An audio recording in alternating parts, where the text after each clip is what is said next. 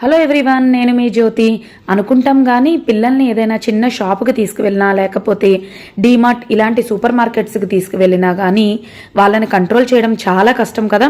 నాకైతే కత్తి మీద సామానే అనుకోవాలన్నమాట.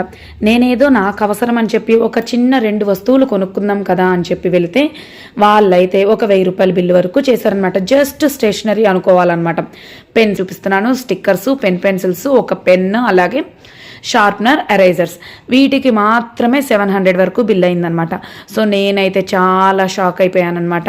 సో ఆ షాప్లో అయితే నేను షాప్లో వీడియో అయితే తీయలేదు, కానీ షాప్లో 5 రూపీస్ షార్ప్నర్ నుంచి 100 రూపీస్ షార్ప్నర్ వరకు ఉందనమాట.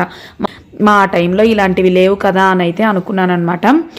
ఇవన్నీ నేను మిస్ అయ్యానేమో చిన్నప్పుడు అనే ఫీలింగ్ అయితే షాప్కి తీసుకువెళ్ళినప్పుడు ఇవన్నీ నేను మిస్ అయ్యాను అని మీకు ఎప్పుడైనా అనిపించిందా?